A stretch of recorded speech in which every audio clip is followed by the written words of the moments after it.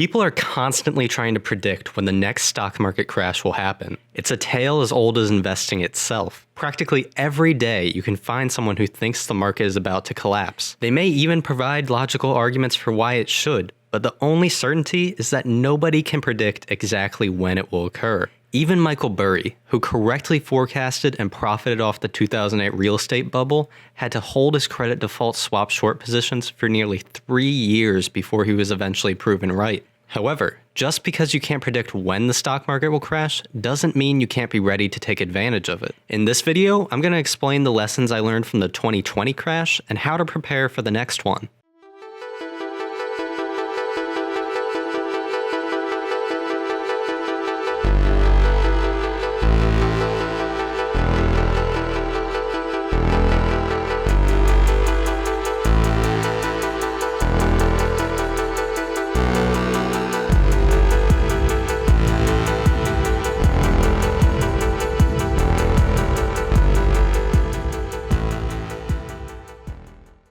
My name is Zach, and you should leave a like and subscribe to the channel if you enjoy the video. Today, I want to share my strategy for how to take advantage of the next stock market crash. It's an understatement to say that 2020 has been an unpredictable year. The public health crisis, rampant unemployment, and economic shutdowns are just the start. Yet through all this, the stock market has recovered from March lows and is once again hitting record highs. It seems that there has been a decoupling between Wall Street and Main Street. Many Americans are doing better than ever, while others are suffering. On top of this, we've seen government stimulus and money printing at an unprecedented scale. However, with the vaccines on their way, it seems we could return to a sense of normality in 2021. I, along with most people, have no clue where the stock market will go. In a December interview with Caltech, one of my favorite investors, Charlie Munger, spoke publicly about the economic climate. What do you think of the combinations of quantitative easing and large fiscal deficit, and where are they going to lead us?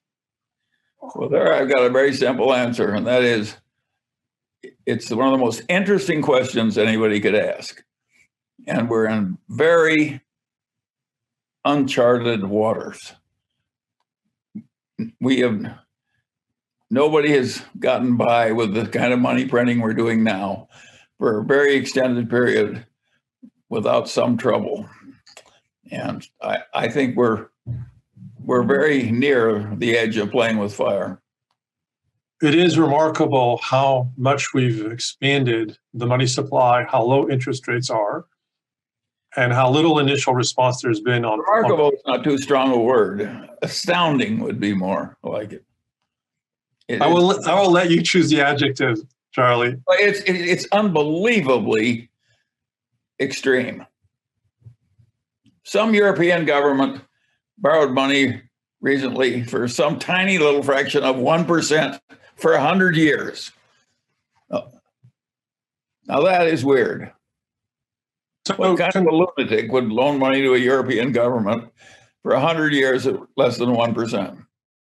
According to Charlie, we're entering uncharted waters and near the edge of playing with fire. That should certainly leave people at least a little concerned, but does not mean you should be fearful of investing. A potential market crash or correction is nothing to be fearful of, and this is shown time and time again by history. But you should study history, and history is the important thing you learn from. What you learn from history is the market goes down. It goes down a lot. The math is simple. There's been 93 years a century. This is easy to do. The market's had 50 declines of 10% or more. So 50 declines in 93 years. About once every 2 years, the market falls 10%. We call that a correction. That means that's a euphemism for losing a lot of money rapidly. But we call it a correction. And so 50 declines in 93 years, about once every 2 years, the market falls 10%. Of those 50 declines, 15 have been 25% or more. That's known as a bear market. We've had 15 declines in 93 years. So every 6 years, the market's going to have a 25% decline. That's all you need to know. You need to know the market's going to go down sometime. If you're not ready for that, you shouldn't own stocks. And it's good when it happens. If you like a stock at 14 and it goes to 6, that's great. You understand the company, you look at the balance sheet, and they're doing fine, and you're hoping to get to 22 with it. 14 to 22 is terrific. 6 to 22 is exceptional. So you take advantage of these declines. They're going to happen. No one knows when they're going to happen. It would be people tell you about it after the fact that they predicted it, but they predicted it 53 times. And so you can take advantage of the volatility in the market if you understand what you own.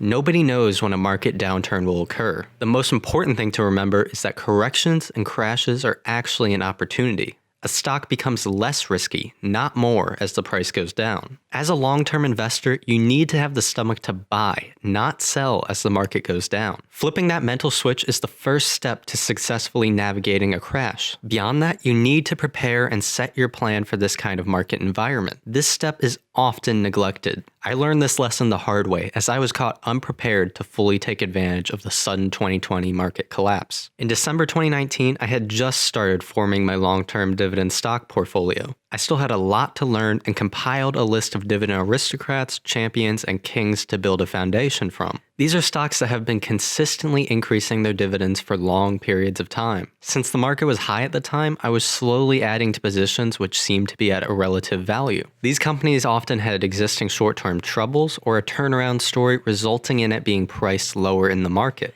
This fact itself wasn't necessarily a mistake, although I didn't do as much research or understand the underlying companies as I do now. The main problem came from when the market started to crash. In late February and March, I continued to buy, but kept purchasing many of the same stocks from before. This resulted in me blowing a lot of cash into these weaker companies. Not all of them were bad investments, but they certainly weren't the staples I wanted to build my portfolio around. By the time the quality blue chip companies had significantly lower prices, I was much lower on cash to invest. This led to me missing a lot of good deals. I ended up with an unfocused scattershot of companies, which you can see if you go back and watch my first monthly portfolio update back in May. This is the principle to understand about market crashes. Lower quality or less loved stocks fall faster and rise slower, while blue chip companies fall slower and rise faster. Let's look at an example. A stock like Johnson & Johnson nearly fully recovered from March lows in under a month, while a stock with a perceived debt problem and more of a turnaround story like AT&T had a slower rise and more dips along the way. It's for this reason that you need to laser focus on quality during a crash. Opportunity in the less loved stocks will be around longer. Now that this is understood, how do we prepare? I suggest creating a list ranking your top stocks in terms of quality of the company. These are stocks that you'd want to be staples in your portfolio. For example, as a long-term dividend investor, my current list is Apple, Microsoft, Disney, Walmart, Johnson & Johnson, McDonald's, PepsiCo, Lowe's, Procter & Gamble, and 3M. There are many other names you could include, and everyone's list will vary, but it's important to think it out and build your list. You can edit it over time and even add price targets for when you think it's a good value. Then as soon as a market crash happens, open up your list and narrow your focus to those stocks first. I guarantee that having this list ready to go will make you far better prepared to navigate a market downturn. Now, I'm not saying that you should only buy these stocks during a crash. In fact, I believe that quality of the underlying business is by far the most important part of buying a stock. I think Warren Buffett provides fantastic advice on when to buy a great business. In general terms, unless you find the prices of a great company really offensive, if you feel you've identified it, and by definition a great company is one that's going to remain great for 30 years. If it's going to be a great company for 3 years, it ain't a great company. I mean, so you really want to go along with the idea of something that if you were going to take a trip for 20 years, you wouldn't feel bad leaving the money in with no orders with your broker and no power of attorney or anything, and you just go on the trip and you come back and it's going to be a terribly strong company. I think it's better just to own them. I mean, we could attempt to buy and sell some of the things that we own that we think are fine businesses, but they're too hard to find. To sit there and hope that you buy them in the throes of some panic, that you sort of take the attitude of a mortician, waiting for a flu epidemic or something. I mean, let's just say there was no stock market, and the owner of the best business in whatever your hometown is came to you and said, "Look,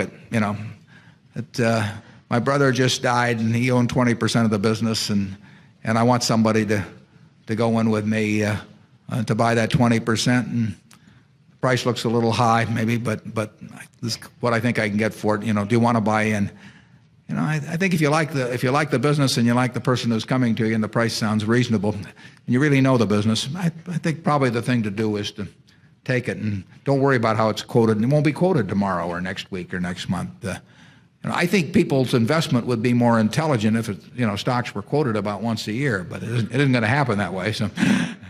To summarize the main points of this video, a market crash is nothing to fear and is in fact an opportunity. In these downturns, you should prioritize buying quality companies you want to own forever. However, you should not wait exclusively for times of crisis to try and invest in these companies. Time in the market is better than timing the market. Thank you for watching Dividend Data. I'd greatly appreciate if you could leave a like and subscribe to the channel. If you follow me on Twitter, link in the description, you can get real-time updates of my buys and dividends coming in. You can support the channel over on Patreon and be a part of making these videos happen. The link is in the description. Please leave a comment below, and thank you for watching.